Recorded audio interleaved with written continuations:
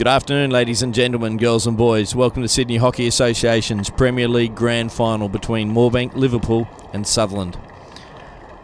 Shortly I will be joined for this game by Waratahs coach Aaron Oman, but first the teams. For Moorebank, Ryan Betts in goals, Kurt Ogilvie, Jeremy Walzak, Nathan Gilbert captain, Landon Morley, Robert Green, Flynn Ogilvie, Simon Beaton, Jack Elliott, Tristan White, Nigel Croak, Jordan Willett, Steve Agnew, Josh Polton. They're coached by Nathan Gilbert and David Willett. For Sutherland, Blake Sanford, goalkeeper, Matthew Phillips, captain, David Collins, Mitchell Ray, Matthew Johnston, Reece Bobick, Joshua Walters, Shane Smith, Nathan Burke, Cameron Busnell, Matthew Bennett, Blake Sharp, Ralph Prince, Gavin Bobick, Mitchell Pearson as a reserve goalkeeper, and they're coached by Peter Tate.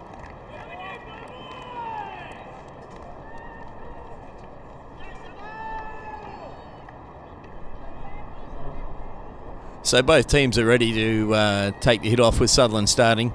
Aaron, Moorebank finished minor premiers, but Sutherland are the reigning premiers. How do you think this will turn out?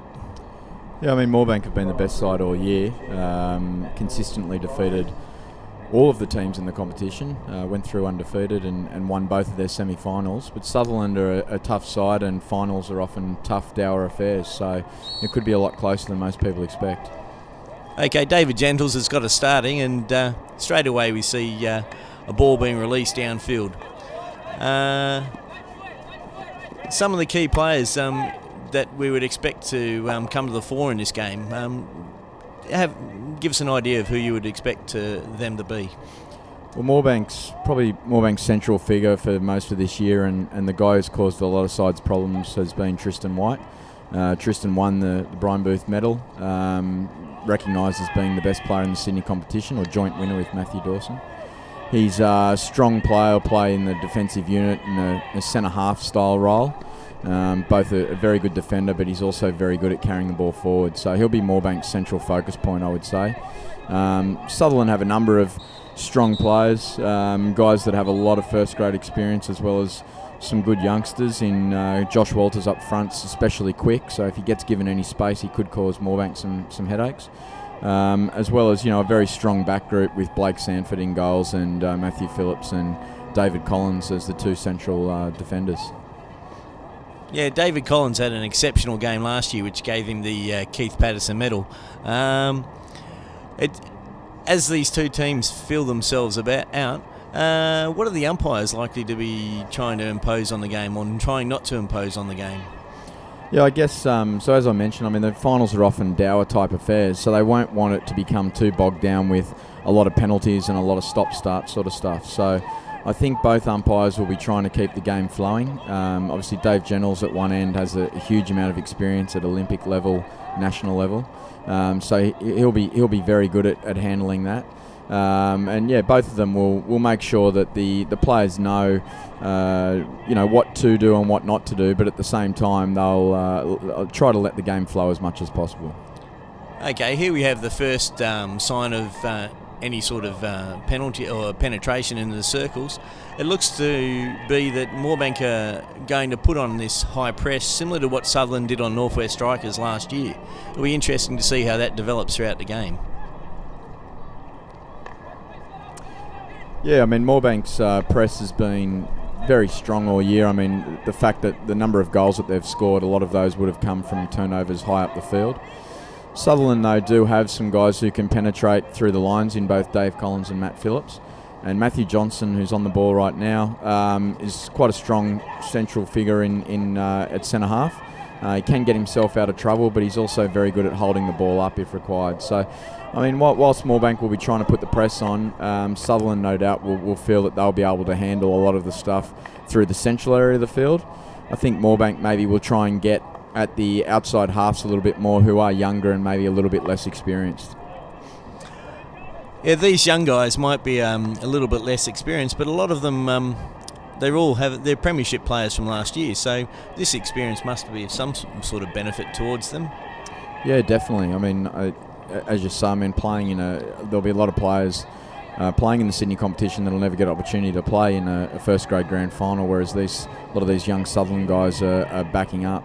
Probably the only thing that maybe is a little bit daunting this year for them is that they are playing against a side who has dominated all year with a huge amount of talent across the park. But look, so far so good for them. Yeah, Moorebank seem to be using a very structured approach at the moment, and the 2 times where they have had the ball inside there is a first one-on-one attempt by Jack Elliott, well saved by Blake Sanford. When they've had the opportunity, they've released pressure by throwing that safety overhead downfield. Yeah, I mean, both sides will probably look to employ that a bit. Moorebank with Kurt Ogilvie at the back is quite good at throwing not only long overheads, but he's got a good tactical overhead where he can throw at a shorter distance to pick up players being released. And he'll try and find guys like Robert Green and Simon Beaton in the midfield and Jeremy Walzak. All 3 of those guys, very, very good players in their own right. Sutherland, I mean, Matthew Phillips and Dave Collins have long overheads. So, again, like both sides will probably look to use that ploy a bit and hopefully try to catch out the defence napping like on Jack Elliott's last attempt there on goal. So we've talked a little bit about the midfield and the defensive players. Attacking players for these sides, I know that Sutherland hold a very mercurial goal scorer in Matthew Bennett, and he pretty well single-handedly won them the semi-final against Moorebank last year. Some of the other players, lesser known, or probably not lesser known, but ability to change a game at a short notice. Yeah, well, as you mentioned with Matt Bennett, I mean, one of the things with Matthew is that he does have the ability to pop up in the right areas around the circle, which you're often looking for from strikers. They've got some solid players up front as well. Guys like Josh Walters, who is in the AHL squad this year. Strong player on ball, but he's also very, very quick. So they'll be looking to release him as much as they can, as well as some good youngsters in Shane Smith, Nathan Burke, and even Cameron Busenel, who has been around the traps for a number of years. I was even involved with him at under-18s 3 or 4 years ago. So they've got quite a few good players up front that could cause Moorebank some issues. Same time, Moorebank have a lot of strength up front as well, with guys like the midfielders that we mentioned, Green, Walzak and Beaton. 3 are probably the best midfielders in the competition. And some good young forwards in Geordie Willett, Flynn Ogilvie and Jack Elliott, all 3 who have represented at state level, one age group or another. Already we've seen a few contacts where, and obviously the players have come to play, and none of this soft contact. There's been a couple of fairly hard collisions. Goalkeepers for the game, Blake Sanford and Ryan Betts. Tell us a little bit about these 2. They're going to be pivotal players in this game. Yeah, I mean, I'd probably say Blake Sanford's the most underrated keeper going around in New South Wales. He's tall, he's very imposing, he moves very well. He's an indoor keeper, so he's agile, he's able to get out towards the top of the circle when he needs to, but he's also very good from a reactional save point of view. Ryan Betts, young keeper involved in the under-21s New South Wales side the last couple of years. Under-18 sides before that, member of the Institute, so he's been certainly playing at a reasonably high level and represented at underage national levels. He's actually come across mid-year from Sydney Uni, so Sydney Uni didn't feature in the finals, and he's got an opportunity here to play in the grand final for Moorebank. As you talk there, Jack Elliott had probably his 3rd touch towards goals, or at least control in positioning, that are putting Moorebank in position to score. Maybe it could be only a matter of time before Moorebank capitalise on this. Moorebank have definitely had the better of the play so far, and the majority of it's been played in the Sutherland defensive third. Still 0-0, of course, though, so it hasn't actually come to any sort of fruition. So while we let this play go, Aaron, Waratah's coach currently, wealth of knowledge. You have the collection of all 3 premierships, 1st, 2nd and 3rd now. What are you looking in for your new lot of Waratah's players? Yeah, I mean, we've seen a lot of these guys play at the state championships in June. A lot of them have played at underage national titles, and we've been keeping an eye on a lot of what... Oh, bit of a chance there for Sutherland. Josh Walters off the post on Ryan Betts. That's a poor clearance there by Ryan Betts, and lack of clearance, and Steve Versteegh indicates that he's putting a short corner down, and the first set play scoring opportunity has fallen to Sutherland. Yeah, it really came from nothing, didn't it? Just a sort of a long ball downfield, and a bit of a touch from Josh Walters. Betts probably should have done a little bit more to control it, and he was lucky to keep it out in the end. Yeah, knowing that you have a good relationship with the St George coach Bob Proctor, and you're both selectors, you would have viewed many of these short corner combinations which are about to be taken out. Sutherland have a couple of pet plays. What do you expect this will be? Yeah, they do. So Matthew Phillips there on the top of the circle is often involved, so they generally have probably their biggest corner plays where he wraps around to the left and either shoots or throws for the deep right pocket, the guy coming in on what's known as the 5 or 6 on the right hand side. So the injector for this is Shane Smith. So a bit of a change up this time. Matt Johnson fired it out to the right for a trap. Matt Phillips involved, I guess, as he comes around to his right, but it's run down well by the Moorebank defence. So as I was saying a little earlier, just with the AHL guys, I guess what we're looking for from this group, we have seen them play a little bit through the year at different state championships and national titles, but also through their club hockey.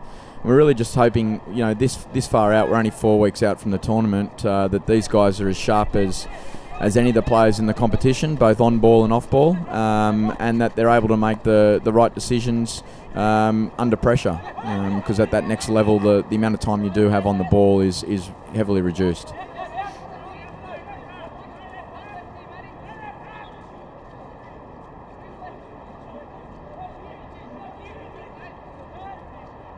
Kurt Ogilvie on the ball as he comes out. That overhead we're talking about, looking to pick up Robert Green in that midfield area. So what we were talking about a little earlier, Moorebank definitely looking to use it if they do struggle coming out of the back there.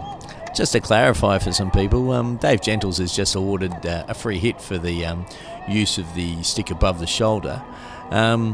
Technically, it's just a free hit. In some cases, if the ball wasn't going on to a player that was in an attacking position, could have quite likely have been given a 2-minute green or even a yellow. But in this situation, it wasn't going anywhere. The player wasn't going to benefit from it, and so he just gave him a penalty. No need for that yellow card. No, I think you're right.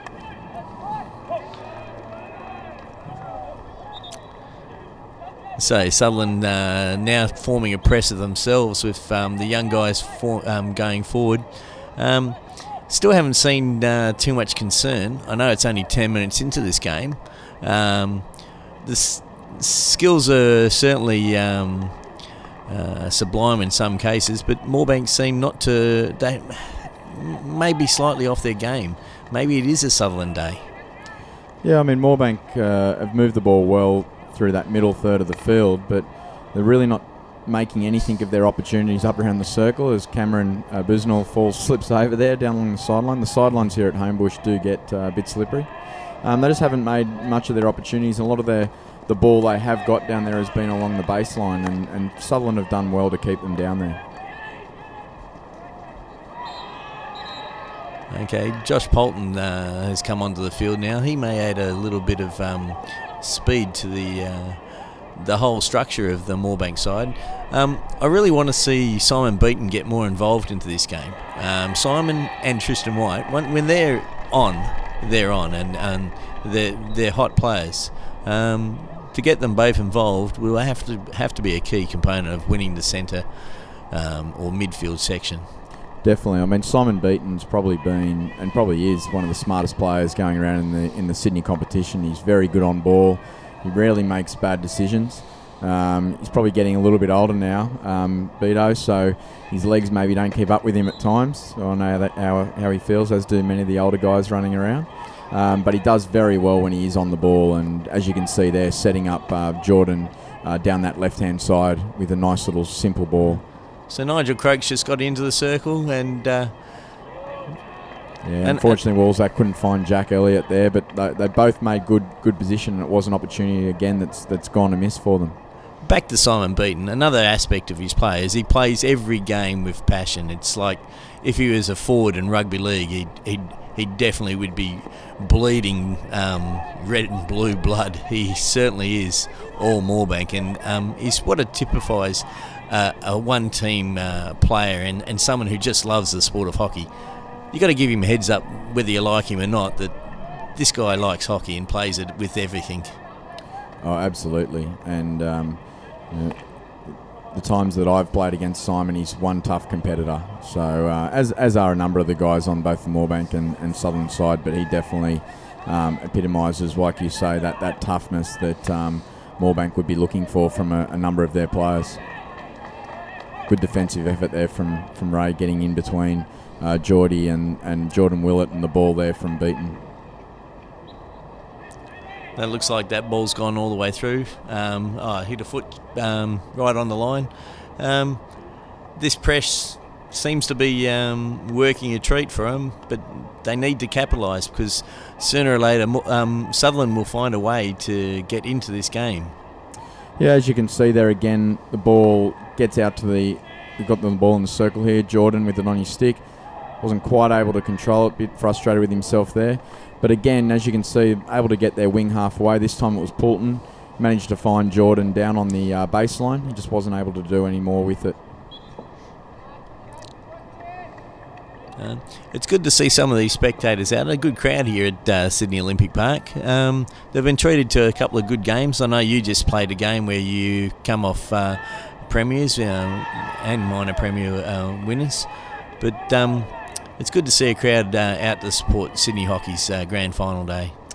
Yeah, it is, and I think one of the reasons why we played Moorebank Glebe played Moorebank in second grade, but Glebe, Moorebank, Sutherland, three of the traditional clubs, and they do, all three of them have good supporter bases that do get out there at come finals time, but all very vocal as well and passionate. Unfortunately, Green trying to get an early ball away. Again, Phillips onto it, managed to get in between himself and Nigel Croak there, who's playing up front in a striker role. Nigel's a bit of a utility player. He can play halfback, inside forward or striker. And I believe he represented Australian country earlier this year, Clay. I've always thought that he's been a little bit underrated, but obviously Moorebank sees something in him. And this guy's multi-talented. I know he's fairly credentialed within his working life as a builder or bricklayer in something. Yeah, I believe he's a bricklayer, yeah. But very, very tough as well. So we were talking about Beaton before. I mean, Nigel Croak's another one of those guys that puts absolutely everything into what he does on the field and on the ball. And just reward too, because he's been a talisman for Moorebank for a long period of time for a young guy, probably 24, 25. Maybe I'm doing him a disservice here, but he's been around for a fair amount of time. He has, and as you can see there, another good build-up of play. Green involved. He was able to receive in that inside right channel roll out. Pick up Jordan Willett again down towards the baseline. He's able to put it back onto a Sutherland foot for a penalty corner. Yeah, good desperation there. Okay, we spoke about Sutherland's combinations. Moorebank, clinical. All I could say is normally they're very clinical on the short corners. Try and predict what this is going to be. Yeah, well, I'm sure you saw Nathan Gilbert there, the captain, who's the injector, just say to them one word, and I think it was probably flick. So they've got the double battery, and they've got both Simon Beaton and Jack Elliott, although Jack Elliott's not on the field right now. And both those guys are very good drag flickers. I think they were first and third in the leading goal scorer. So it comes in, it's for Beaton, flicks low, bounces up for Gilbert, and unfortunately he's unable to put it away. Great save by Blake Sanford on the second effort there. Not cleared completely and back into the circle. Sutherland with composure, unfortunately. Gavin Bobbick's just come onto the field and straight away he's been the victim of in the wrong spot at the right time. Yeah, unfortunately onto his foot there for another corner. So as you saw in that last corner, I mean, Simon Beaton looking for that low one on the right-hand side. I think we saw Tristan White coming in as well for what's been termed the Fletch, due to Stuart Fletcher's efforts at basically being able to score almost every time Norwest strikers his side went to it. And unfortunately, Tristan didn't get a touch and he wasn't able to put it away. Okay, Nathan Gilbert to inject. Single battery this time. I go for sort of the German swoosh. Jordan for Beaton. It's no good, and then the ball coming back through with Beaton's touch is deemed dangerous by David Jennels. Sutherland lived to fight another day again. Second corner and no return from Moorebank. Good scrambling by Sutherland then. This will give him a chance to compose after taking 2 short corners. And as it is, David Collins just relieves pressure down to, well, at least Matthew Bennett. Yeah, great overhead from Matt Bennett. Good scrambling there. Tristan White, again, he's very good in that role, able to pick up that ball as it goes in behind Ryan Betts, the Moorebank keeper. And now Flynn Ogilvie on the break down that left-hand side. Would have expected more from Matthew on that. Maybe it wasn't on his back stick, so he couldn't take the shot. Yeah, he's very strong on his reverse side tomahawk shot. So carrying along the baseline there. He did get away on his own into a one-on-one situation, was able to beat the defender, but not able to do any more with the ball on his stick. I'm just watching Gavin Bobick that's just come on the field, and he really looks like he's struggling. I know he didn't finish out the semi-final last week in second grade too well, and really looks like he's struggling to keep up the pace. This could be an opportunity for Moorebank to exploit what looks to be like an injury to him. Yeah, and I think Gavin's probably, he's played, from what I understand, majority of second grade this year, and I think the coach, Peter Tate's probably brought him in to add a little bit more experience to that Sutherland side for this week, and Gavin's got a lot of experience at a first grade level, so again, his effort's always great. Moorebank, another circle penetration down in the bottom left corner this time, and Nigel Croak's able to put it onto the foot of Reece Bobick, and another corner results. So again there, as you saw, Clay, they're able to get Josh Poulton at left half away. He's getting forward, quite a way forward, up towards the 25. And again, they're able to get that circle penetration down towards the baseline. No clear shot, but they're able to get a return with another penalty corner. Double battery again, Jack Elliott's off the field, so they've only got the one flicker and Jordan. And for that reason, we actually set up as a single battery as opposed to the double battery. If I remember correctly, Simon Beaton used to drag flick quite competently. There it is again, great save. Good flick by Simon Beaton low. Great save. Ball comes back out and Jordan Elliott's put it away on his reverse stick tomahawk. One of his strengths without a doubt. Jordan Willett today. It's all right, Aaron. Sorry. Sensational. It's a key aspect of modern hockey, and the young guys coming through all seem to be able to complete that skill so competently. The backstick shot, whether it's high, low, the younger guys, I first saw it in about 2000 with Brent Livermore and Jamie Dwyer. They really brought this skill of the backstick shot in there, and now it is a real part of the game. Absolutely. I think probably Michael McCann was probably the first to be able to perform it very well, and it was a big strength of his. And now pretty much everyone that comes through to first grade, you've got to be able to shoot on your reverse stick side. It's made defending a lot tougher for defenders. Previously they'd be able to always just channel a player out into his reverse. Now that's no longer the case. And so the ball coming through the blind side over the shoulder of Blake Sanford. Blake really probably had a very limited amount of time to see it, so it's not uncommon, or wouldn't have been unexpected for it to be into the back of the net. One of the hardest things for the keepers there is sometimes with those tomahawk shots, speaking to keepers, is it's hard to pick up where they're coming because they're not straight off the flat side of the face of the stick. They come off the upright section of the stick, and that does make it a little bit harder to pick up the line off the face.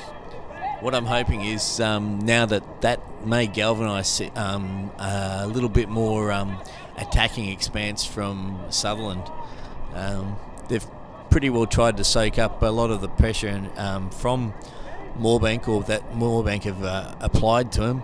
hopefully they can release some of their fast forwards up front, and we can really see a game. The last thing I'd like to see is a grand final from two worthy opponents. Oh, that's gone into the dugout. Oh, I'm pretty sure that someone may have. I hope someone didn't get hit in the dugout. But yeah, as I was saying, I hate to see a blowout in a grand final between two very competent teams. Yeah, absolutely. Look, Sutherland certainly won't give up, and I think they will look to press high. As you mentioned, they've got some good young forwards who are very good on ball, so I'm sure they'll try and get those guys released high and early. As you can see, Phillips there looking to pick up one as he goes forward. Josh Walters on that occasion.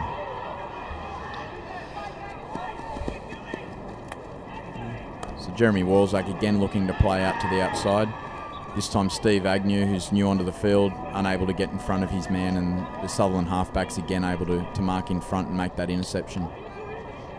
That's an interesting addition onto the field now. Steve Agnew, he's another Moorebank player, junior I think, that has the ability to score from any area. That's a great ball down the wing to Blake Sharp. Unfortunately, he's released back to Jeremy Walzak, who struggles to put the ball over. Control that there. I'm sorry, Blake, for laughing, and sorry, Jeremy. I believe that's Nathan Burke as he goes forward. Very good young forward, good skill, but he's very strong on the ball as well, especially in tight situations. Unable to get a corner return, but Sutherland do still have the ball through another young forward, Shane Smith.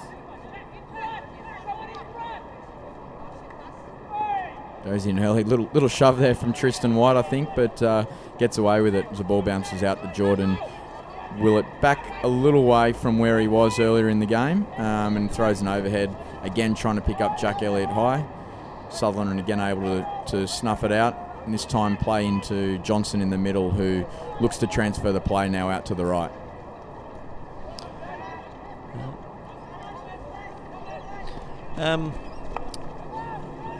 Matt Phillips controlling the back quite well. Blake Sanford seems to be very vocal. Sutherland don't look like they've lost anything after conceding that goal. If anything, they have tried to press a bit more and try and impose themselves into the game. And a good handover or changeover there. And again, it's only a matter of metres or feet that these balls forward could sit to free players. Yeah, probably Matt Johnson there a little bit unlucky. Makes the turnover. Nigel Croak did very well. The ball just didn't quite bounce to Flynn Ogilvie. And then Matt Johnson looks to find his winger, and it's, yeah, as you say, it's a matter of inches there and not much in it, but they're unable to release him. Nathan Gilbert, one of the older heads in the side, out on the right-hand side. Very good weighted ball up the sideline to pick up Walzak. Gets back on the inside to Jordan Willett as he drifts wide. Very good ball again. Walzak along down near the baseline. Looks to knock it across, but Matthew Phillips is able to get a touch on it, and the ball's out over the sideline for a long corner.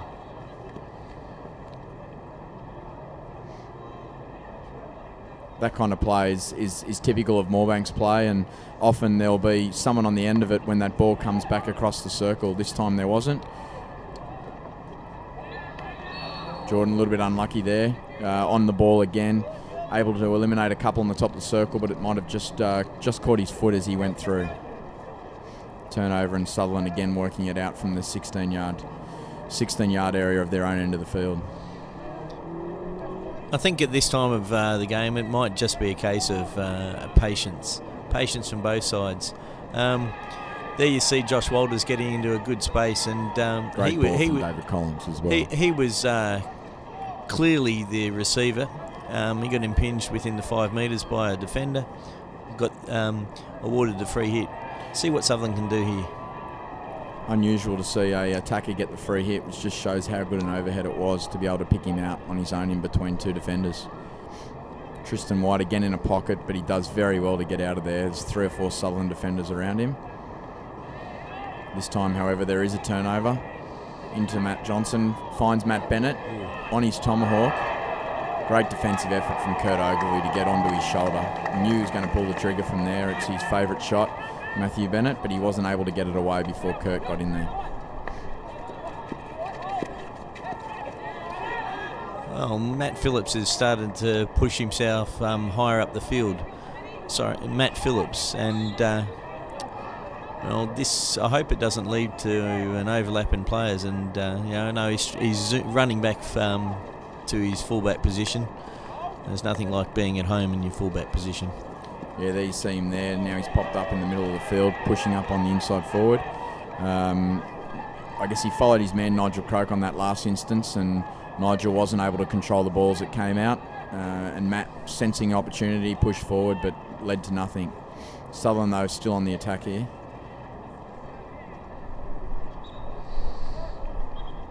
Burke for Busnell. Didn't lead to anything on that instance, but they still hold possession. Down in the right pocket, as you can see, the ball can't go directly in. Moorebank just getting good numbers around the circle, making Sutherland play right across to the other side of the field, where Moorebank are able to slide and create the turnover as they bounce forward again in counter-attack. Unfortunately, Jack not ready for that ball from Nigel Croak, and Sutherland will again play it out from their 16-yard area.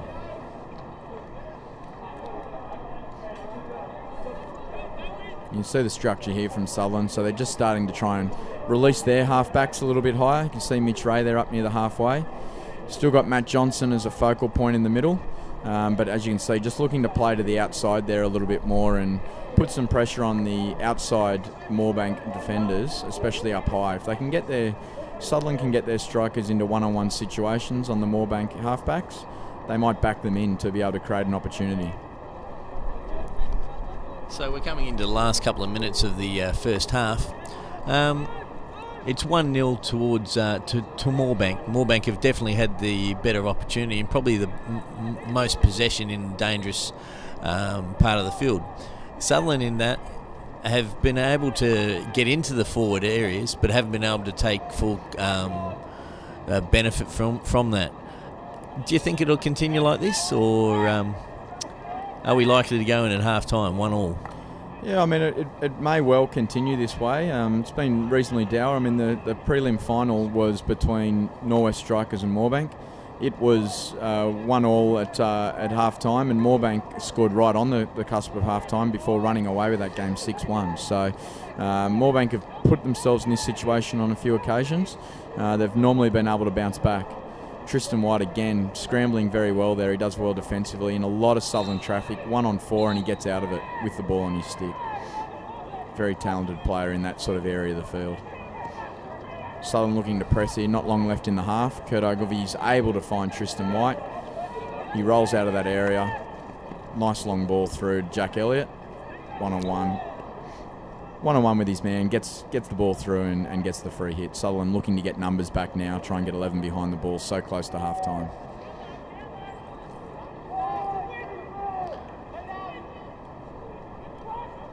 So again, Tristan White looking to go in long. It's those plays that in some of the games I umpired them with Moorebank this year that they were clinical in. It was a deflection. Here's a fast break or a break downfield. Matthew Bennett diving hard to get there. Long corner. Bit of a lucky bounce to get through there, and then look to pick up Josh Walters early in the circle. Would have been interesting if you get the ball through. They've still got it though, Sutherland with a long corner. Again, Cameron Busnell in that area of the field. Or as he's called by the rest of the guys on his side, Ranger. Yeah, I'd like to debate that. I tend to think that his red hair of his youth, which was really quite bright, has kind of tapered off to a strawberry brown. And might have been a bit of hair dye involved in that as well, I think. So maybe no longer a Ranger. That might be part of the play that Sutherland looked to do a little bit as well. So knocking the ball back to that central defender. On that instance, it was Matt Phillips, and he's looking to penetrate it into the circle early with a nice long ball, hoping to pick up a Sutherland forward for maybe a little bit of a deflection. Put again the defensive group from Moorebank under a bit of pressure. Good reverse pressure there from Nathan Burke. Worked hard to get back. Didn't want Tristan White to be free in that area of the field. As I say, I mean, Tristan, as I was saying earlier, and it looks like he's going, Tristan looks like he has total composure over this game. He is probably the dominant player at this stage, other than maybe Blake Sanford, who's repelled all but one shot on goal. Sutherland need to make sure he's quiet in the second half. Absolutely. I think one of the things that Sutherland will be concentrating on is, with the style of play of Moorebank's game, they'll tend to play a back three, and they'll try and push Tristan into the next line, which allows them a couple of higher midfielders with Walzak, Green, and Beaton. So they'll be looking to do that. Now, basically, Sutherland will need to try and prevent as much ball going into that middle area with Tristan being free in there, and that'll either involve their centre half pushing really high, which is a hard thing to do on a number of occasions, or it might mean that they bring their centre forward out to mark him a little bit tighter and give Kurt Ogilvie, who's that central guy, a little bit more time on the ball. Robbie Green trying something different with an overhead, which is picked off at the circle, and Matt... There's Matt Bennett there breaking up the right, unable to find Josh Walters with a clean pass, but Sutherland do still have the ball through that turnover from Moorebank. Some desperation there by Sutherland forwards, by Matt Johnson, and MJ is probably a little bit quiet for his normal circumstance or normal playing. Maybe that's because the players that he's marking or having a lot of support around them. So yeah, I think probably a couple of combination of things. You've seen him. I've seen him in some of the tape here, getting into good areas. That's a nice ball from him there to pick up Matt Bennett on the slide right. One-on-one with Landon Morley, gets on the outside. Good shot across, Betts clearance, but it's dangerous and leads to another Sutherland penalty corner with not long to go at all through to half-time. Yeah, so as I was saying with Matt Johnson, I mean, maybe one of the things was he's getting into reasonable areas, but the Sutherland back group seems to be a bit of a play to play long rather than play into him each time they come out of the back. A lot of overheads, as you've seen, looking to pick up their high guys. So we have Matty Phillips making his way up to the top of the circle again. Just before half-time, perfect time to bring back the scores to 1-1, get a bit of momentum to go in and to negate that one-goal deficit that Moorebank have got themselves. Shane Smith looks almost spent walking to the injecting spot. Options? Yeah, so as we spoke about, you can see Sutherland got everyone up here on the corner battery because half-time's gone. As we've spoken about, Matt Phillips will often drift around to the left-hand side of the trapper there, and then they'll look to either shoot or pick up some guys in on the post. Because they do have so many up on the circle, they may well look for a deflection here against the Moorebank defensive group. So Smith comes out, they look for a straight shot. They're able to get another corner. Not sure if that quite worked out the way they'd planned it to. Matt Phillips did drift to the left. Matt Johnson came through on the battery, and then I don't know if he was looking to hit that or just to put it onto a foot or knock it past the first runner. The good news for them is they have been able to get another penalty corner.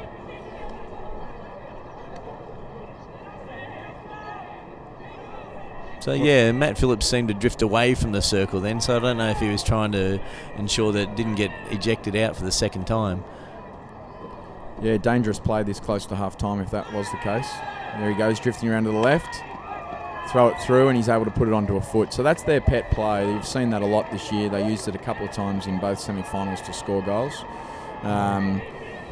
Not a surprise that they've gone to it right on half-time. We'll see what they do here. A bit more chat this time, so they might be looking for a bit of an alternative to the corner, a bit of a variation. And that was a great example of umpiring teamwork with Steve Versteegh obscured and Dave Gentles giving a clear short corner indication. You won't see him miss too many, even from the other end, Dave Gentles. So again, Shane Smith injects. This time Matt Phillips straight on. It's a straight flick, not handled very well at all by Ryan Betts, and ends up with a tap into Shane Smith, leading us into half-time. So, bit of a turn-up, 1-1, not unlike the semi-final last week for Moorebank. But I think they'll be disappointed not to be leading by more at half-time. Yeah, I can see that by just in the manner that Sutherland have that momentum and have jogged off the field, and Moorebank have kind of trailed. First half, very interesting. Possession, 80% to or 70% to Moorebank, 5% in no one, and the remainder for Sutherland. 1-1 half time. Yeah, I think that the fact that it's 1-1 at half time, one of the big things here might be you saw Sutherland bounding in. So as I mentioned, I do keep going back to the prelim final the week before, the semi-finals the week before. Moorebank scored right on halftime that week. They came bounding in, and they ended up going on to win 6-1. So Sutherland will probably be banking that they can come out and start that second half the way they've just finished that first, and put Moorebank under some pressure. Also, Sutherland last week in their semi-final went to extra time in a 1-1 score with Briars, went through to this game as the highest finishing side, and that may steal them towards a little bit of grit and determination to take out this game. Noting that last year in the semi-final, with 30 seconds left in the semi-final, Sutherland drew 2-2 to put himself in the extra time and then knock Moorebank out in extra time. So Sutherland may be confident, more confident than we'd expect. Absolutely. And one of the things you just mentioned there was the score in that game in the semi-final where it finished 1-1 with Briars, the Sutherland game. Well, Blake Sanford was again the standout in that game. I mean, he saved a penalty stroke against Briars, which at the end of the day was probably the turning point to get them through. So the way he's played so far in the first half, he'll be probably looking to do a similar thing in the second half. Good afternoon and welcome back to Sydney Hockey Association's Premier League Grand Final, second half between Moorebank and Sutherland. I'm here with Aaron Oman, and we've been treated to a fairly chess-like game in the first half. It's 1-1 at currently. Aaron, are we likely to go into extra time, golden goal, or do you think someone will make a break for it and capitalise in this game? Yeah, well, it's certainly been very tight, Clay, and I think it'd be interesting to see what Peter Tate and Nathan Gilbert have said to their respective sides at half-time and whether they change up their play at all. I noticed on that last one, as they did come out from the right, Bennett was pointing at Matt Johnson to get to Tristan White, so possibly they're looking to put a bit more pressure on Tristan White as Moorebank come out. If they're able to do that, then maybe they will be able to get a goal and we won't have to go to extra time. First half was very similar to this. Moorebank into the Sutherland 25 very quickly and applying pressure. Yeah, again looking to get out of them on the outskirts there, and again, as you see, they transfer the ball. Josh Poulton gets high up on that left-hand side. This time, though, he comes back on the inside, and Cameron Busnell did well there to pick up the leader, Jeremy Walzak, and cut it off as it did come back through the middle rather than playing down towards the baseline. So we talked about Blake Sanford and Tristan White towards at half-time and how well they've played in the first half. Few players that haven't seemed to step up, haven't seemed to dominate like they would normally do. Yeah, I think probably some of the Sutherland midfielders have probably been a little bit quiet from an attacking sense, and we touched on, and you just saw it again there, Dave Collins has thrown an overhead, intercepted by Kurt Ogilvie as he comes forward. Able to pick up his brother Flynn. Oh, great save again. Blake Sanford on the baseline. Geordie Willett with a little touch, and Blake's able to step forward and cut it off. So, as you saw that pass there from Dave Collins, they're cutting out the midfield a little bit, which is probably meaning that we haven't seen a great deal of guys like you, Matt Johnson, Cam Busnell, Shane Smith from an attacking point of view. There he is there again, looking to get the ball and they bypass. Probably a little bit quiet, but defensively those guys have done a very good job. Yeah, I'm just wondering if so much defence will hurt them later on in this game. They've certainly done a lot of cover, so there's been a lot of running. There's probably been a lot of Ks in their legs. So they come out this time, they're able to try and get Reece Bobick away. Ball doesn't quite go to Cameron Busnell, and again there's that Tristan White cleaning up through that middle of the field. He does a lot of work defensively. Looking to release Simon Beaton there, very close to, and that would have been dangerous if it was able to get through to pick him up. His vision on and off the ball just seems to be spot on today. Every pass is picking up a player, or it's picking up the intended foot. He is definitely the dominant midfielder.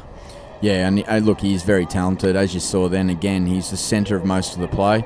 This time, Jordan does well to eliminate Matt Phillips along the baseline, out to Jeremy Walzak. He might have wished he pulled the trigger there and had a shot and put some pressure on Blake Sanford again.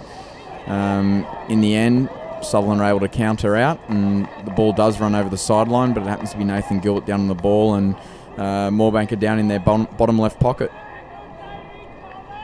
There's a risky option. Yeah, Matt Bennett out, put a bit of pressure on, but Kurt Ogilvie does well, and again, Simon Beaton's the guy that's back there. So the midfield guys for Moorebank have done very well to be that link. Beaton, Walzak, and Tristan White, they've done very well as links through that area of the field. Kurt Ogilvie's been strong on ball as well. His passing game's very good, and there's another example of it. Again, finds Flynn Ogilvie, very good one-on-one, eliminates Mitch Ray, gets through again, but this time great tackle by Matt Johnson in cover defence, and they're able to pick the ball up. Again, Sutherland come out on the counter. Earlier on in the year, I saw Flynn Ogilvie cut through about 9 players against UTS to score an unbelievable goal, which was probably what I thought was close to one of the best of the season. It's not going to happen in the grand final against the second best side or the best side in the competition and the current reigning premiers. Probably not something that a young guy should be trying. It should be the safety or looking for the easier option. But these young kids are confident in their skills, so in a way, sometimes or one day that'll come off. Yeah, absolutely. Look, I think Nathan Gilbert would have basically said to his forwards not to take guys on unless you're in a one-on-one situation up close to the circle. He'll be looking for the early release like Robert Green does there. And he's able to pick Flynn up. Flynn is one-on-one here inside the circle. Ball across. Blake Sanford does well. Good scrap, and again the defensive group from Sutherland are there to pick it up. Sensational keeping there. If that ball had got past the outstretched legs of Sanford, it was an easy tap in. Stephen Versteegh believes that Ranger released that ball without looking and was trying to slow down the play, so he's awarded a short corner. This is the first scoring opportunity for Moorebank in the second half off a set play. Yeah, I was wondering what that was for. So obviously, Cameron played on after the whistle, and the free hit was against him, which looked like the right call. So it seems fair. This time, Moorebank do have Beaton and Elliott on the field, so they're able to set up the double battery. And I think we probably see a flick here. Blake talking to his runners for Sutherland, make sure they run the right line, try and limit the chances. Well run down. Very well run down there by the Sutherland first runner, Matt Johnson. He's able to get out. So that time, Jack Elliott and Simon Beaton set up. Simon Beaton on the first battery, Jack on the second. Just before the ball was injected, they swapped positions. Jack came round to the first to flick, but it was very well run down by Matt Johnson. He's very quick and he's able to get out. Bad ball by Phillips coming out of the back there, and there's a turnover. Moorebank back on the attack. Just back to the short corner. It actually hit the player above the above the knee, and if a runner's running out in the short corner and the drag fleet hits the player above the knee within 5 metres or within the playing area of the short corner is actually disallowed, and it goes against the attackers. Yeah, and it looked like the right call. Probably helped by Dave Generals at the other end because he can see that height. Again, they play down the baseline. Again, they look to come back across towards the top, but Sutherland are able to scramble. Yeah, right call, but as I said, I think the line that Matt Johnson ran there as a defensive guy was perfect. Made it very hard for Jack Elliott to flick probably to his favoured side, and they're able to get the turnover. Robert Green there on the ball. Probably been a little bit quiet today for Greenie's standards, but he did miss last week with an injury to his leg, so he may not be 100%. Probably playing this game, he's always going to play this game being a grand final, but I don't think he's moving quite as well as he often does. Tristan White strong on the ball again. Got the ball very well done. Yes, got the ball into the circle. Multiple tackles evaded. I'm not quite sure what Steve's done here. I think he's awarded for a foot as it's gone into the circle. Yeah, he was probably a little bit unlucky there in terms of the way he came through. Steve just gave a green card to Matt Bennett, probably for talk, or it might have been for that first tackle on Tristan as he did come through. He reached around on his reverse. Not known for his defensive work, Matt Bennett. Saying that, I have noticed that in the second half, the 2 times that Sutherland have been up in there attacking 25, the players have really scrambled to put pressure on the fullbacks and the back 3 of Moorebank and try and contain it. Hasn't worked, but if that's their intention, it may bear fruit later on, even though now they're dropping away. Yeah, well, probably dropping away now because they've got 10 on the field, so they're just going to give the ground a little bit.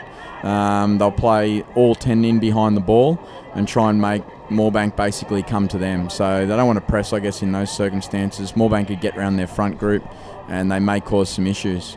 The running that Matt Bennett does off ball is very good, as are the other forwards. So you see Josh Walters here able to pick that up on the run. Very well done. Playing with 10 though, he's one-on-one. Kurt Ogilvie does very well, and Nathan Gilbert back to pick up the scraps and get the free hit. Landon Morley coming out, releasing out the left there. Probably been a little bit quiet as well, but maybe a little bit overshadowed by some of the work by your Kurt Ogilvies and your Tristan Whites in that defensive group so far have been very good. That ball can be a killer, inside forward, really cuts defences apart. Unfortunately, that next pass that was into the circle didn't quite find Nigel where he probably wanted it, and he's unable to do anything with it. Again, Sutherland are able to come out from a 16-yard hit. Again, playing with 10, they just knock it long. Yeah, safe option. Don't make any extra pressure for yourselves if you're down a man. Yeah, and I think a man's just come on. Looks like Bobbick's probably just come on in place of Bennett after the 2-minute suspension, so they're back to 11 on 11 possibly here. Flynn one-on-one, not quite able to control it. His control probably hasn't quite been there today for Flynn's standards. He'd be hoping to get an opportunity up around that circle, and if you can keep the ball on his stick and eliminate someone, he's quick. He'll get in behind and an opportunity may present. Yeah, that was Blake Sharp eluding the tackle but unable to find Ralph Prince down the right-hand wing. A couple of young guys from Sutherland Juniors who have come through the grades and a little bit unheralded, both Sharp and Prince, but they're both good, solid players.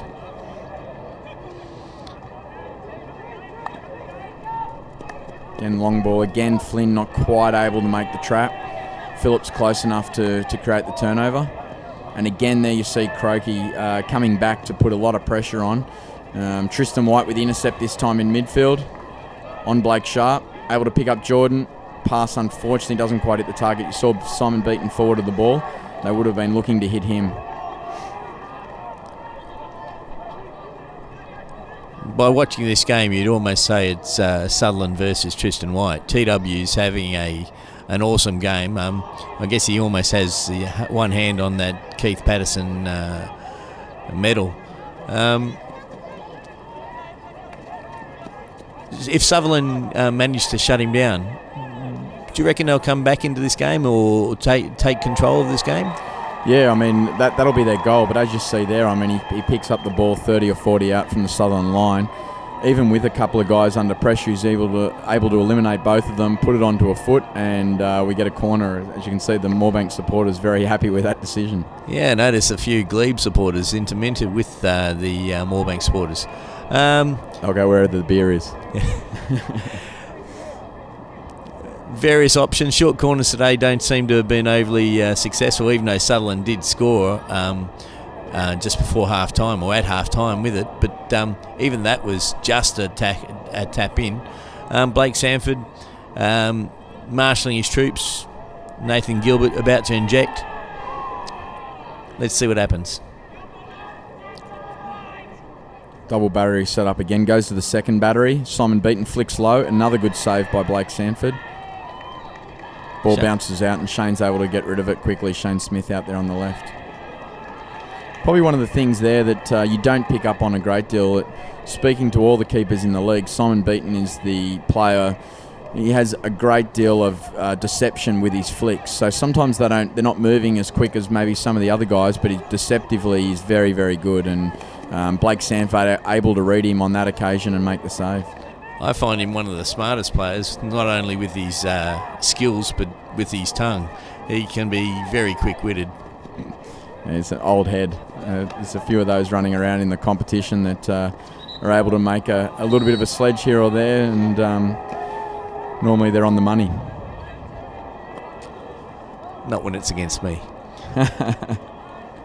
Yeah, maybe not towards the umpires, but certainly between the players there's always a bit of good-natured jibing as they come out down the right. Matt Johnson's found himself out on the right there, probably a position he hasn't been in a great deal, and Jeremy Walzak on the slide's able to create the turnover as the Moorebank look to shift it to the opposite side of the field. There's that cover defence you're talking about. I mean, that was Matt Bennett getting back there, so his work rate's been very, very good. Seems to be a little bit more space now too in this second half. When the ball's around the halfway line, there is actually players able to run and carry the ball. Jordan Willett just playing the ball safely in and dragging, drawing into defence. Maybe he can find someone. He's in a bit of trouble. He double teamed, goes to his reverse stick side. Great ball in. Croak comes through. Luckily, probably there the free hit came before Blake Sanford got to him, because it looked like he took Croak without the ball, but the free hit for an early offence there may have saved him. But again, outputting pressure on the Moorebank players with the ball, and Moorebank looking to put a press on here. Flynn close on the ball, but Phillips is able to change the direction, and they find Dave Collins out in the left half, who's able to overhead out of trouble. I'm sure Blake will say that the whistle had gone, and once he's sliding, it's really hard to stop him sliding once the whistle's gone. Absolutely. Most keepers will like that opportunity to see a forward with their back turn and able to put a bit of pressure on him, and Blake certainly took his opportunity there. Dave Collins on the ball. Again, looked possibly to overhead, but then decided to shift out through Ray and Phillips. And again out to Reece Bobick. Moorebank looking to press maybe on the sidelines a little bit.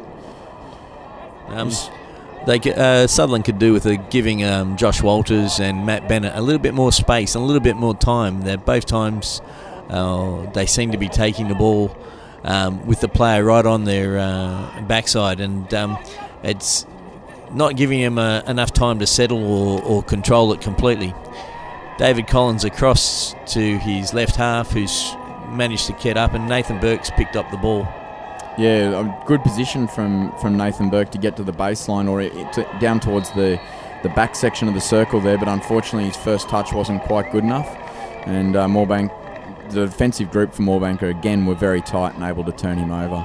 Dave Collins on the ball again though, and looking to push forward. I think you'll probably see a little bit more of that from Sutherland. We talk about trying to get Bennett and Burke and Walters free. If that's going to happen, they may have to play on the counter a little bit, and that's what happened on that last occasion. Ball there unfortunately just drifted over the baseline for a long corner.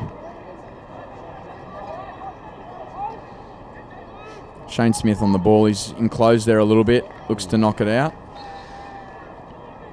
And unfortunately not controlled it with a little bit of lifted ball into a dangerous position. Here we go, Tristan White. Yeah, again carried it forward very well there, and again able to pick up Flynn Ogilvie. This time Flynn gets into a one-on-one situation, beats his man, but Matt Phillips coming across in cover defence does well enough to make the tackle and force a long corner. Flynn again one-on-one. Unable to do anything with that one, but Moorebank do have the free hit. So from these areas of the field, the ball can't go directly in without moving 5 yards first. So you'll see Simon Beaton there with a little lead out, and then he looks to knock it early. Unfortunately, other Moorebank forwards probably weren't moving ready for it there. So way back around and spin it around fast and hopefully pick up a forward coming through on the post. Well defended by Sutherland. David Collins releasing Burke downfield. Yeah, Kurt Ogilvie with a tackle there under pressure, and Sutherland were pushing forward quickly. Not a great ball by Flynn, but a good trap by Nigel Croak, but unfortunately loses the ball on that right to left drag.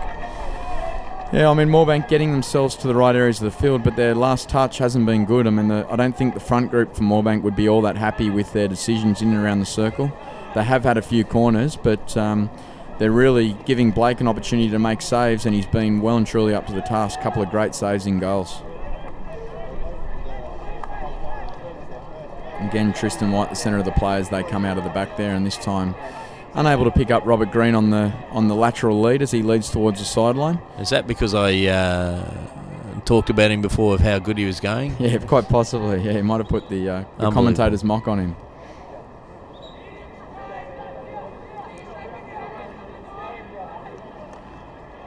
I mean, Mitch Ray there on the ball. He did turn it over, but he got himself out of a little bit of pressure. He's been quite impressive today for a youngster. He's been able to, certainly defensively, able to get on the shoulder of a lot of the Moorebank attackers and get in front when that ball comes through. Good pressure by Jeremy Walzak then to take the ball off Burke and Burke or Ray. I'm sorry, Flynn, that was outside. Definitely outside, but good play again from Moorebank and good elimination from Flynn on that occasion. Again, that ball cutting across the field and then able to release to that guy early. In weeks past, probably for Moorebank, that's led to goals, but unfortunately today, it's not quite coming off. Maybe a little bit of impatience there as they try to force it through a little bit early. And Dave looks to counter out quickly, picks up Cameron Busnell again. Nathan Burke this time. And he's able to pick up Shane Smith through the middle of the field. Cameron Busnell running down the right. He's got himself into a little bit of space, comes back on the inside. Penalty corner. Great counter-attacking play, so that's one of the things we're talking about. If they're going to get an opportunity to release their quick forwards, they're going to have to get those guys into those kind of areas on counter-attacking plays. And that's been Sutherland's strength all year, the quick interception, turnover, and move blocks of people downfield at pace so that they can either get in behind the defence and get the ball through and deflect in, or get the one-on-one opportunity and put the ball in over the keeper's shoulder. Yeah, absolutely. I think one of the things with that is, obviously, we've spoken about the pace of their forwards. So with counter-attacking hockey, you need to have quick forwards. It's been Australia's focal hockey style for the last few years, and it's generally because of the quick guys that got up front, like your Des Abbotts and your Glenn Turners and so on. Sutherland playing a similar style here, bouncing on the counter-attack. So we'll see if Betts can do a little bit of a better job if they do go the straight flick this time as he did just before half-time. Phillips is set there. They go to him again, straight flick again. Think it might have been saved by Kurt Ogilvie on this occasion. Oh, bounces out to Burke. A little bit of a touch through, and it managed to find Matt Bennett on the right. Not quite balanced. You could see him leaning back on that one rather than being in a nice, good balanced position to have the shot, and the ball came across the face. Yeah, I'm pretty sure that Dave Gentles was all over that for a dangerous ball. There wasn't any chance that anyone else that it was couldn't be played without someone being in a dangerous position. And free hit against Definitely. Matthew. Unfortunately for Matt Bennett, the ball wasn't heading towards target. So. And Croak one-on-one. This time Dave Collins able to make the tackle. One of Dave Collins' strengths, without a doubt, is his one-on-one ability. He's very tall, a little bit like a Ken Walk style player, and he's able to get close enough at times with his reach to turn guys over. Good ball from Matt Phillips there, but equally good defence by Nathan Gilbert down on that right-hand side for Moorebank. You had to get a glebe grate in. Cameron Busnell breaking out on the right. Good tackle by Kurt Ogilvie. Sorry, that was Nathan Burke again. They look a little bit similar, those two, but both Burke and Busnell have been a little bit dangerous up that right-hand side, getting the ball in the midfield area. And they could cause some issues if things continue that way. I didn't quite see what happened there, but TW doesn't looks worse for wear. Yeah, Tristan looks like he may have copped one there. I'm not exactly sure what happened. Maybe a cork. He's getting up a little bit ginger on his legs, but might have just been a tough contest for the ball, quite possibly, I think, and the collision at pace. I don't think running over the top of him is going to affect his game. He's the dominant player, so... Yeah, absolutely. So him and Blake Sanford have been the best two on the field so far, but there's been some good defensive efforts from Sutherland and some good midfield play from Moorebank. Unfortunately, hasn't led to any more goals for the crowd, still at 1-1. Phillips this time able to bypass his left fullback and pick up the left half in a nice forward position. Unfortunately, Bennett not able to receive under a little bit of pressure there, and you see he's a little bit angry with himself on that mistrap. Sutherland looking to press a little bit here on Gilbert. Doesn't quite lead to the turnover, and good work from Robert Green.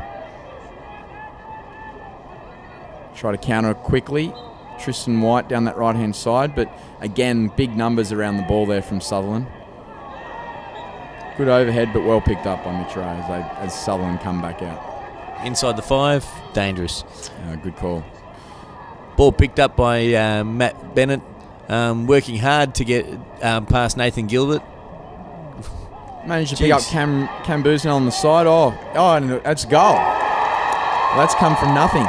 And Cam Busnell got a little bit of a lucky deflection to get through to him, and then I think Landon Morley came on the wrong line. He really should have tried to get round on his forestick. He gave Cam Busnell the option to take him on that side. He was able to, and great shot into the top right-hand side of the net, keeper's top right-hand side of the net. And that just came out of nothing, but out of some hard work over in the corner with Matt Bennett. Yeah, so we spoke about Matt Bennett's ability, I guess, to turn games with some freakish style play. While that probably wasn't his best bit of play for the game, he did eliminate someone one-on-one, get the ball onto his reverse side. Went for the tomahawk pass this time. Didn't come in probably perfectly. The ball did get to the intended target, and Cameron Busnell was good enough to put the ball away. More importantly, it got to a target that had time. And as we spoke earlier, that was something that they haven't been able to give some of their forwards. They haven't been able to give them time to settle and take a shot, or settle and avoid the incoming player. Cameron at this stage had time. Now we see Moorebank going to obviously press hard, and I expect they'll press like we haven't seen in the whole game. I wouldn't be surprised if we saw the tempo and the discipline drop off, and the tempo increase in the last 10 minutes of this game.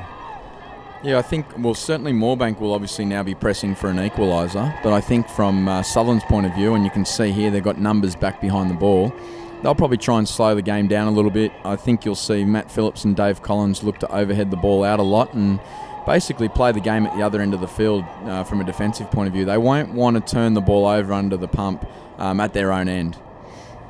You see here, because they've got 11 back, Moorebank forced to go all the way back out to Kurt Ogilvie.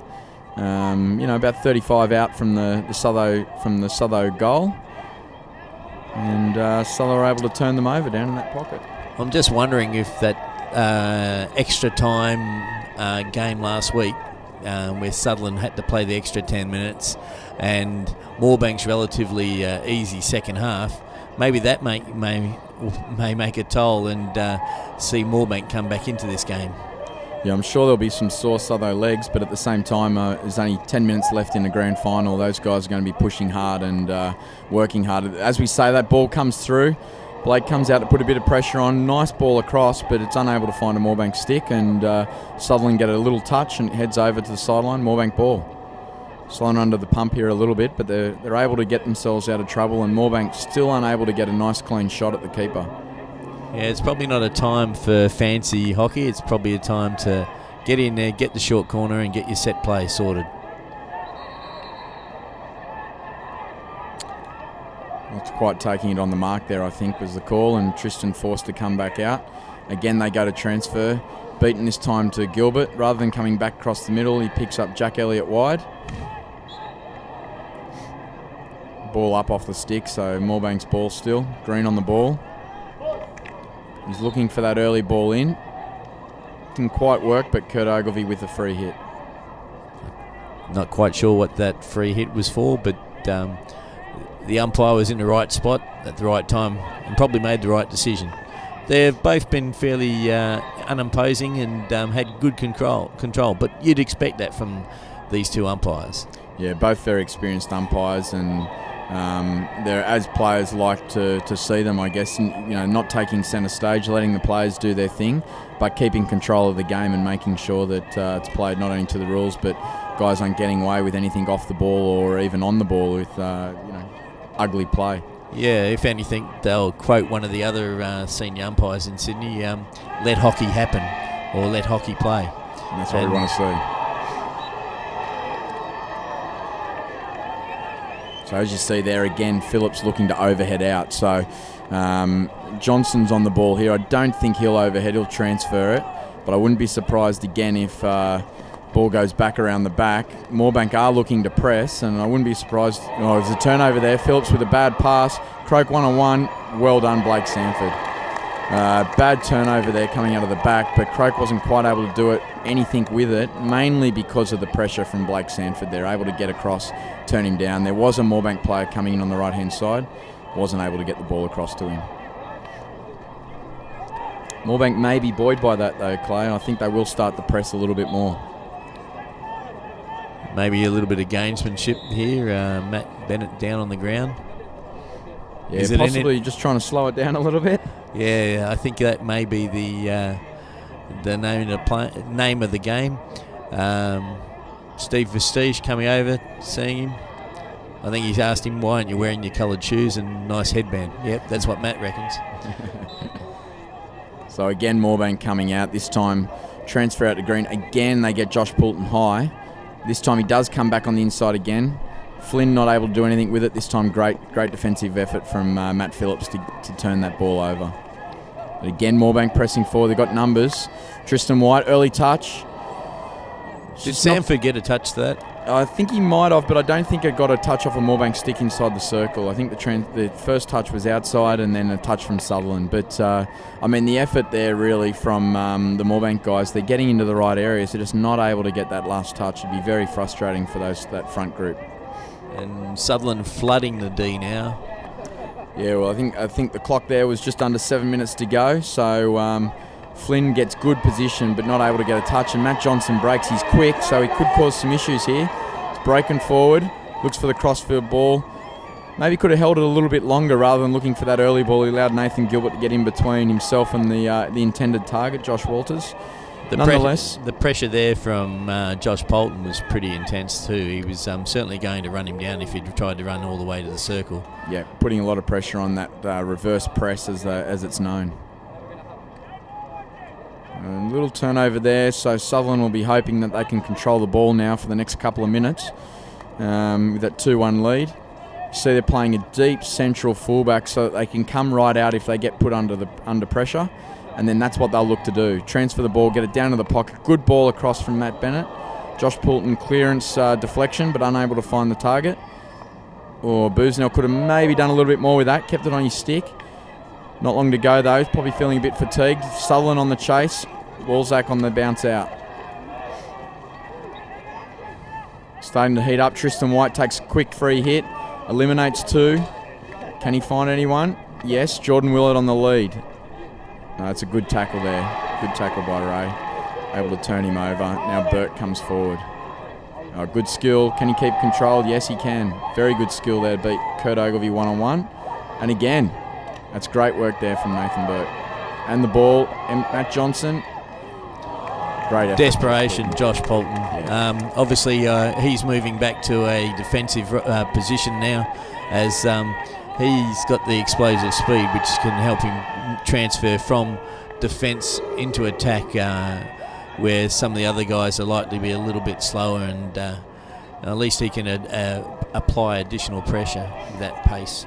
Yeah, absolutely. I think, Josh, you've seen him get the ball forward, especially in that left-hand pocket up near the 25 quite a bit. They'll be looking for that the last 5 minutes or so that's left. I wouldn't be surprised if they choose to pull their goalkeeper off as well here. I was about to ask you if, the green card to Shane Smith. He was just breaking down the play. It quite likely could have been a bit more, but maybe Dave Gentles felt that the game hasn't had much of that in it at this stage. The green card previously, so a green card stopping down the play on Greeny. So. Yeah, maybe because it was a forward. I mean, the forwards tend to be a little bit clumsier with their defensive efforts, and I think that's what we saw there. You're saying you were a midfielder? Centre half, yeah. Yep, as you can see. So, yeah, we were just touching on, I wouldn't be surprised if Moorebank do pull Ryan Betts off. I mean, they need to get the players forward, so it'd be interesting to see if Nathan Gilbert as a coach makes that decision. And if he does, that may give them an opportunity to, basically they'll get an extra forward high and play almost with 4 strikers. I've seen it done. I haven't seen it work too often. I normally find that someone will just be placed high in the circle at the other end, and it pretty well takes care of any sort of advantage that someone gets. But if it was me, I wouldn't be doing it until the last minute and a half of the game. I know it seems short, but if you give away a goal from a long ball thrown overhead by what Matt Phillips looks like he's about to do, then you really open yourself at the back. Yeah, I agree. I haven't seen it work. I know there's a number of coaches that do like the play, and it looks like that's what they've just done here. Jack Elliott coming on, and you can see there they've got 4 up and they're pressing. It can help a little bit on the press, and as you can see, 2 on the ball here. Jack just moved and gave Matt Phillips the opportunity to hit through the line. He does that well. He's able to hit long. You can see here all of Moorebank pushing forward, all of Sutherland dropping back in defence. So it'll be interesting last couple of minutes. Ball breaks forward. I mean, Moorebank will really be looking for their senior guys to step up here. Beaton, Tristan White, Flynn Ogilvie, Robert Green. They'll be looking for something from these guys as Josh Poulton gets the ball forward on the left again. If they want this to work, they need to be clinical. Great save. Jeez, great save. Good touch by Nigel Croak, but Blake Sanford up to the task. Fantastic save.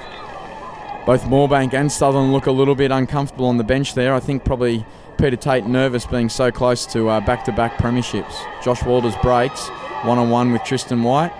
Good effort from Josh Walters. He'll get the free hit. That'll soak up a little bit of time for him as well.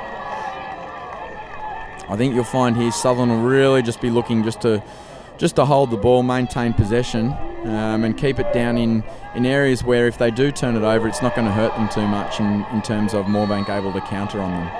You can see that there. Matt Bennett does hold the ball well, but holding it down in the corner. Not to criticise Nathan.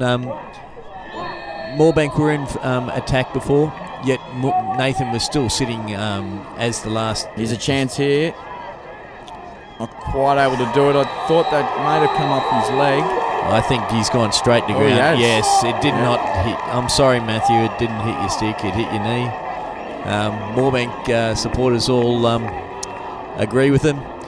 This could make for a very interesting last 2 minutes. Will Betts come back on as a keeper? Well, yeah, it'll be interesting to see. They may bring him back on if they're able to score here.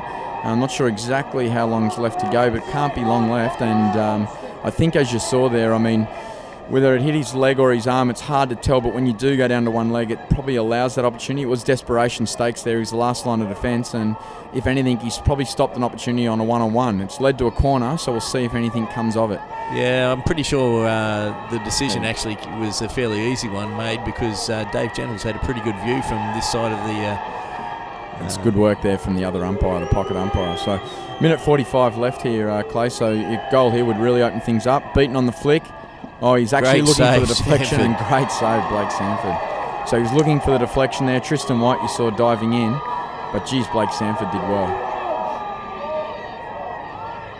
They're complaining about the clock there, but the umpires have blown time back on. So, you know, I'm sure, well, the clock's ticking now. It's down to a minute 30. Another penalty corner. This is exciting stuff here at the end of the first grade grand final. Set up single battery, but 2 flickers on that single battery. So you've got Jack Elliott and Simon Beaton there. Tristan White heading in for the deflection. Heads in again. This time it's Jack. Good flick, but good save. Ball bounces out. Oh, he's blown it just outside for the dangerous. So Beaton takes it back to the edge. It's well played. That could, yes, it is. Another corner. Very well played there. Shifted the ball left quickly. I think it was Croak. Ball in. Tristan White there again for the first time deflection, and it's led to a penalty corner. This could be the last play of the game, I think. 47 seconds to go. Blake Sanford trying everything and anything there to put the umpire off his game. No, it wasn't dangerous and it wasn't too high. I mean, Blake Sanford's done everything so far, so he's probably just tried his hand at umpiring there. 30 seconds left. Beaton drifts across to the right in the second battery, goes to the first. Oh, it's a good flick, but he's put it wide. That could be it. 16-yard hit. They'll soak up the time here, Sutherland. You can see they're not rushing to get there. I'd be looking for the biggest gap, throwing it long and long and long. They're not 5. Dave Collins just knock it long, and that'll do it, I'd say. It can't be enough time for Moorebank to get into the other end. Kurt Ogilvie looks to do it. Oh, there almost was. Ball got in, but Blake Sanford read it well again. Sutherland maybe gone to sleep a tiny bit there. And Sutherland have won. What a game, and what a finish there. Moorebank guys destroy it. There's Peter Tate, the Sutherland coach, running onto the field. Not surprisingly, straight in the guys there to congratulate Blake Sanford. Wonderful game in the net for Sutherland. He really saved everything Moorebank threw at him. So Sydney Hockey Association's Premier League Grand Final winners, Sutherland, with a score of 2-1 over Moorebank.